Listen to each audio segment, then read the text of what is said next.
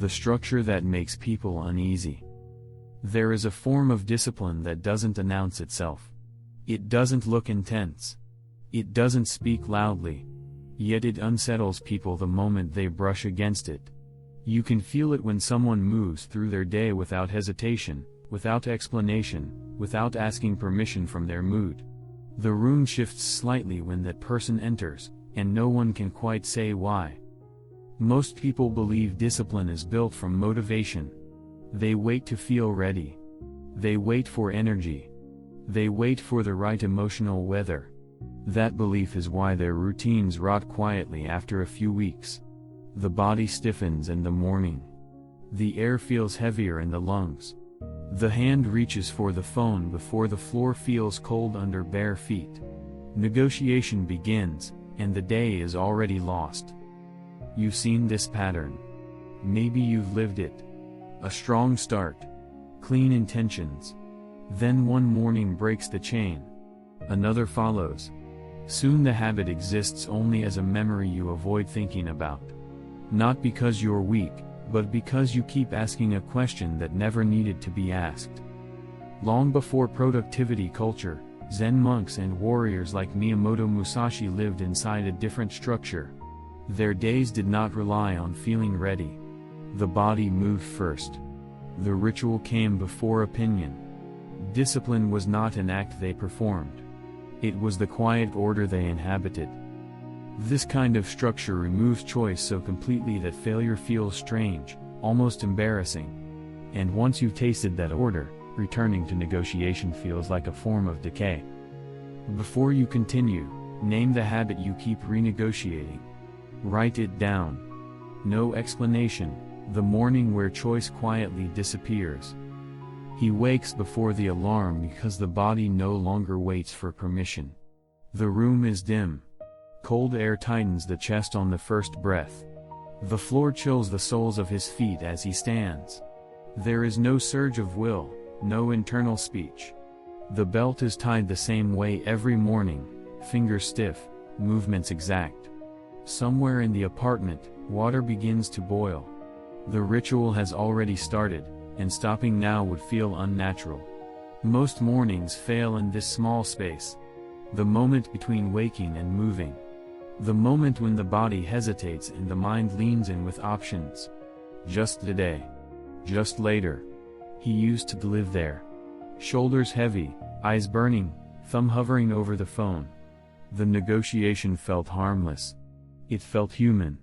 But each time he entertained it, the day learned a new weakness. Now the sequence runs without commentary. Shoes placed by the door the night before. Clothes folded, not neatly, but predictably. Outside, the air bites harder. Lungs adjust. The street is quiet except for one passerby who glances at him with mild confusion. Too early. Too rigid. That look used to sting. Now it barely registers, because the body is already moving forward. This structure wasn't built through effort. It was built through removal. Decisions stripped away one by one. Not because he was disciplined, but because deciding every morning was exhausting. When the action became fixed, something strange happened. Relief. The mind grew quieter. The pulse steadied sooner. The day stopped feeling like a test. At work, the pattern continues. He sits at the same time. Opens the same file first. Hands move before thought catches up. A colleague jokes about his predictability. Another hesitates before inviting him out late, already knowing the answer. There is a faint social cost to being this consistent. Invitations thin out. Conversations change tone. People sense that you won't bend easily, and that makes them uneasy. By midday, fatigue presses behind the eyes. Shoulders tighten. Hunger arrives on schedule. He eats the same simple meal, not because it's optimal, but because it removes debate. Someone asks how he stays so on track. He shrugs. There's nothing to explain. Explaining would turn it back into a technique, and techniques invite tinkering. The real shift happened quietly, weeks ago. The morning he overslept and still moved. Not with intensity. With inevitability, the body adjusted. The routine shortened but did not break. That was the day the structure proved itself. Not strong, just continuous. This is where most people misunderstand discipline. They think it's about forcing action. They don't see the deeper mechanism. When choice disappears, resistance loses its grip.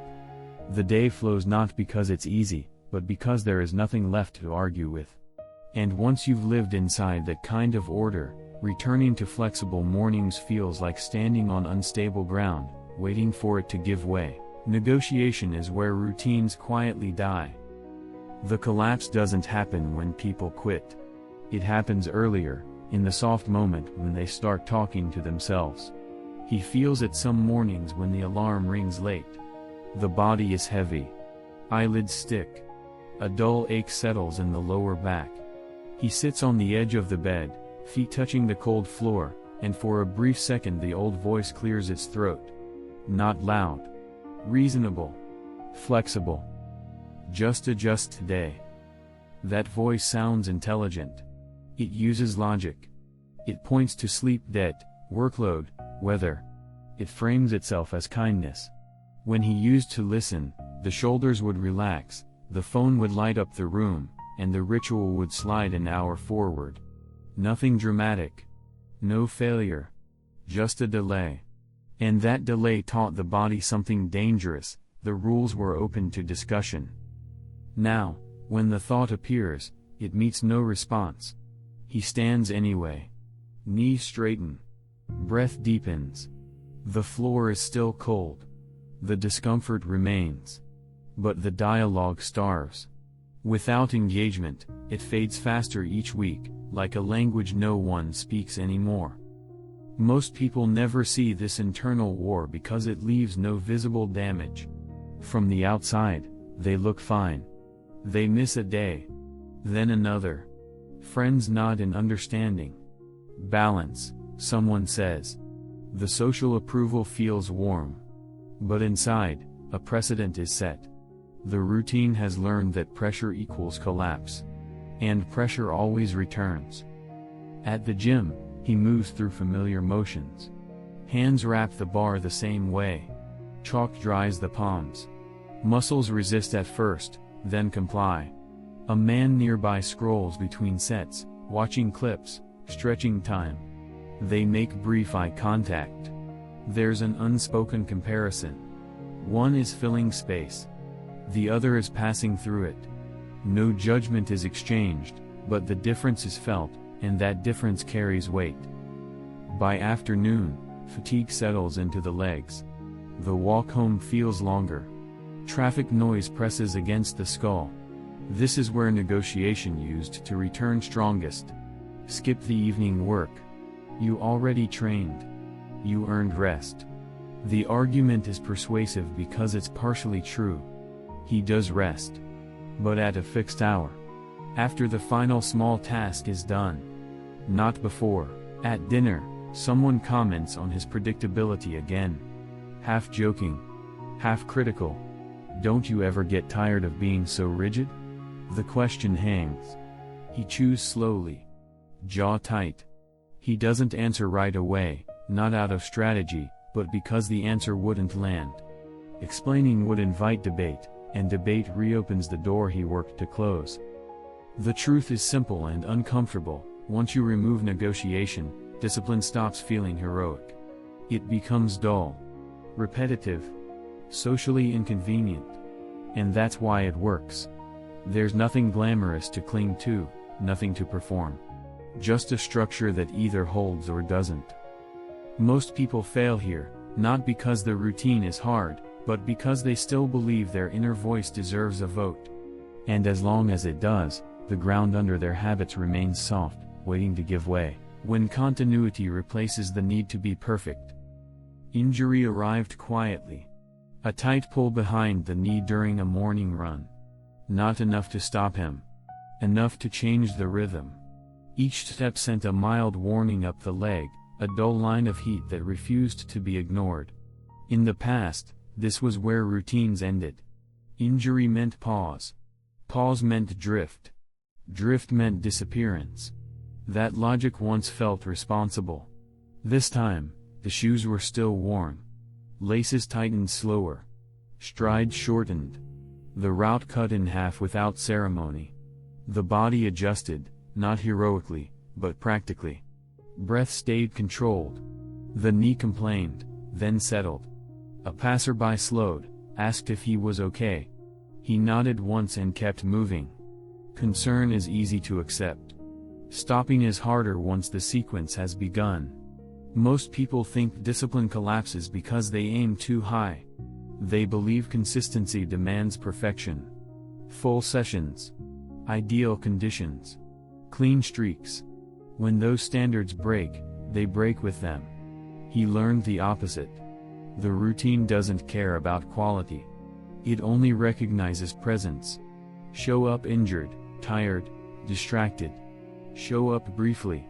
Show up poorly. Just don't disappear. At home, the ritual compresses. Stretching replaces intensity. Knees fold onto the mat without ceremony. Hands rest on thighs. Breath counts return when the mind resists. The room is quiet except for the hum of a neighbor's television bleeding through the wall. Someone else is resting loudly. He is resting precisely. The difference matters, even if no one else notices. Later that day, the limp draws comments. "You should take a few days off," someone says, genuinely. He smiles, polite. He doesn't explain that taking days off is rarely the problem. Returning is. Social concern often masks a deeper discomfort. When someone refuses the all-or-nothing logic, it exposes how fragile most habits are. Continuity makes excuses look thin.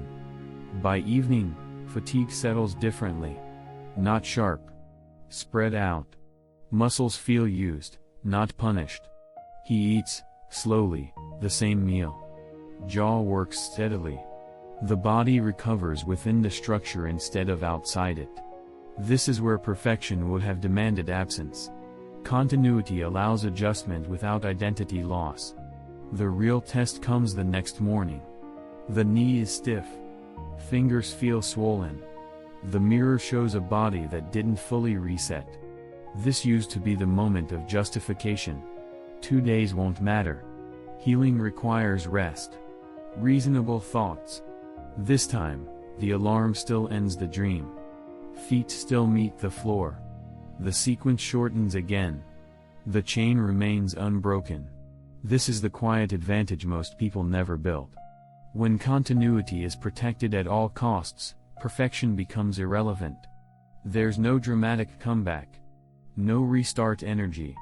No need to reclaim momentum, because momentum never left. The routine bends, but it doesn't snap. Friends eventually stop asking why he never fully stops. They start predicting it instead. "You'll still go, won't you?" They say, half amused, half unsettled.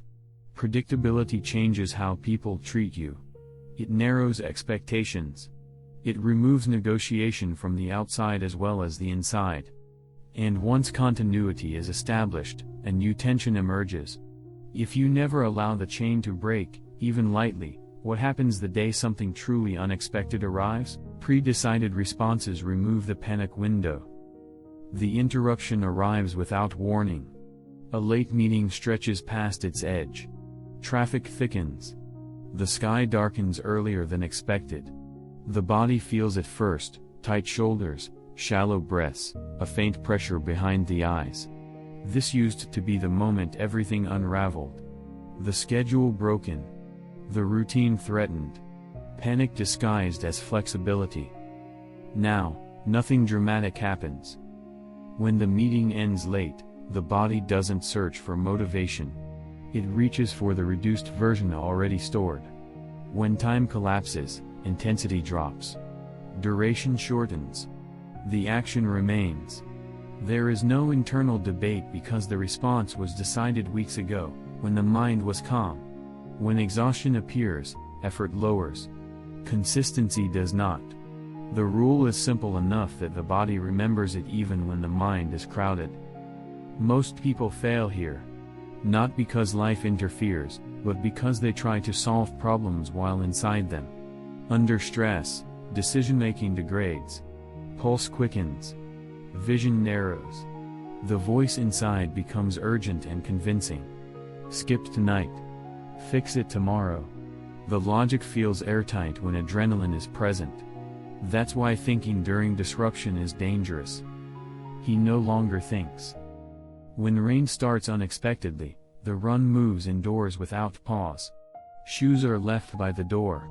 The mat is already clear. Knees touch the floor.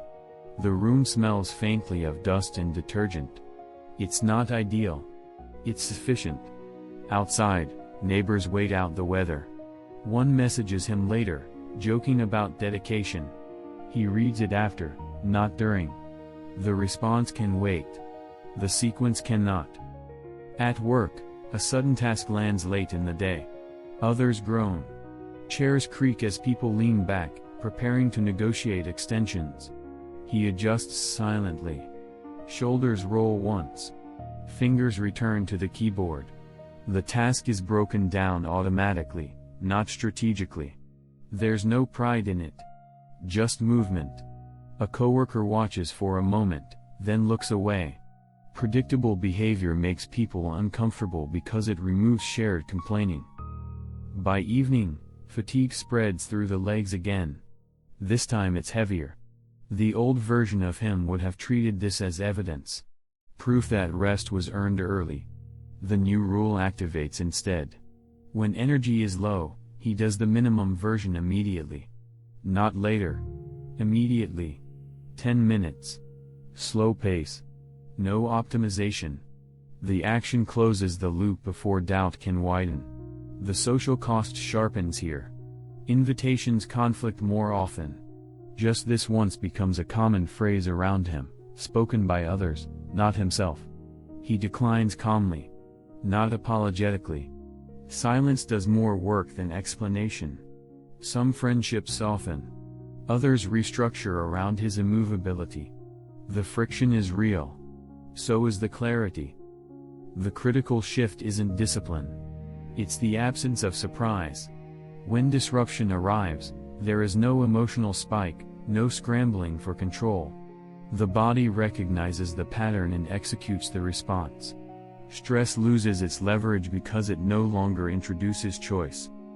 This is the quiet structure most people never build. They plan their ideal days and improvise the hard ones. He planned the hard ones first. The easy days take care of themselves. And when enough of these pre-decided responses stack together, another change begins to surface, one that alters not just behavior, but how the body identifies itself under pressure. The body starts moving before permission is given. The change doesn't announce itself. There's no moment he can point to and name. It shows up indirectly, in how little effort it takes to begin. One morning, the alarm fails. Light leaks through the curtains instead. His eyes open late. For a second, there's confusion. Then the body sits up anyway. Feet touch the floor. The sequence resumes, shortened but intact. Only afterward does he realize what happened. The mind was late. The body wasn't. This is where identity quietly shifts. Not in thought, but in timing. Action precedes opinion. The muscles recognize the hour before the clock does. Shoulders roll out of habit. Breath settles into its familiar rhythm. There is no sense of discipline, no pride. Just alignment. Like a joint returning to its socket. At the gym, he notices it again. The weight feels heavier than usual. Hands are dry. Grip slips slightly on the first set. In the past, this would have triggered evaluation. Bad session. Low energy. Adjust expectations. Now, the body simply recalibrates. Stance widens. Pace slows. The set completes. A man nearby watches, then shakes his head faintly, half amused. "You're here every day," he says. Not admiration. Observation. The kind that carries unease. Predictability changes how people look at you. They stop asking how you stay consistent. They start assuming you will be. When he misses a social event, no one is surprised. When he arrives early, no one comments. His behavior has become part of the environment. And environments don't negotiate. Later, during a long afternoon meeting, fatigue creeps into the neck. Jaw tightens. The room smells faintly of stale coffee and carpet cleaner. Others shift in their seats, checking watches. He sits still. Not rigid. Set. When the meeting ends, the usual internal fork appears for a moment. Go straight home. Skip the evening block. You've earned it. The thought lands and slides off. The body turns toward the routine without waiting for consensus. This is where people misunderstand what's happening. From the outside, it looks like extreme discipline. Inside, it feels like relief. Fewer decisions. Less friction. The mind is spared constant arbitration. Energy is conserved not by resting more, but by arguing less. The cost is subtle but real. Spontaneity decreases. Flexibility narrows. Some friends stop proposing last-minute plans. Others test him, pushing boundaries playfully, then withdrawing when they realize the structure holds. He feels the distance grow in small ways. Conversations shorten. Invitations become conditional. The social field adjusts around his immovability. There's a moment one evening when he catches his reflection in a dark window. Face neutral. Eyes steady. Not intense. Not relaxed. Settled. He doesn't recognize it as progress. He recognizes it as normal. That's the most telling sign. When discipline becomes identity, effort disappears from the equation. You don't rise to the occasion. You don't summon strength. You simply behave according to the structure you live inside. The body obeys because it no longer sees an alternative. And that raises a quieter, more dangerous question. If your body now moves without asking, what happens when that structure is challenged from the outside, not by fatigue or disruption, but by pressure from other people who want you to bend? Pressure from others tests the shape of the structure. The strongest resistance no longer comes from inside. It arrives wearing familiar faces. A friend leans back in his chair, smiling, tone light. You're really not coming. The room smells of cooked food and spilled drinks. Laughter spills from the kitchen. The invitation is reasonable. The timing is not. He feels the old reflex stir, the urge to justify, to soften the refusal so it lands gently. He shakes his head once. Not abruptly. Just enough. Silence stretches for a second longer than comfort allows. Someone else jumps in, changing the subject. The moment passes, but something remains unsettled. When you don't negotiate with yourself, others feel the loss of leverage. They sense it even if they can't name it. Your boundaries stop being flexible suggestions and start behaving like walls. This is where many structures collapse. Not from exhaustion, not from chaos, but from social friction. The desire to be agreeable. The fear of appearing rigid. He feels it in his chest, a tightness, shallow breath, the warmth of attention turning slightly critical. Being liked used to matter more than being consistent. It cost him years. Now, the routine holds even here. At work, the pressure is quieter. A manager hints at longer hours. A teammate jokes about his early nights. The comments aren't hostile. They're invitations to bend. He listens. Nods. Adjusts where adjustment was already planned. But the core remains untouched. He leaves when the sequence ends. No announcement. No apology. The elevator doors close. The body exhales. Over time, people adapt. Some stop pushing. Others grow distant. A few recalibrate and meet him where he stands. Relationships sort themselves without confrontation. The sorting is not painless. Evenings grow quieter. Circles shrink. But the remaining connections feel cleaner, less performative. There's less explaining, less friction disguised as friendliness. One night, a family member asks directly, concern edging into frustration. "Don't you ever relax?" The question is sharp because it assumes tension where there is none. He notices his pulse stay steady. Jaw relaxes. He answers simply, "This is relaxed." The words surprise them both. That's the final inversion. From the outside, his life looks constrained. From inside the structure, it feels spacious. Fewer obligations. Fewer exceptions. Less emotional bargaining. The discipline that once demanded effort now creates room. But pressure never disappears. It only changes form. As the structure hardens, expectations rise. People begin to rely on your consistency, to assume your presence, to build around you.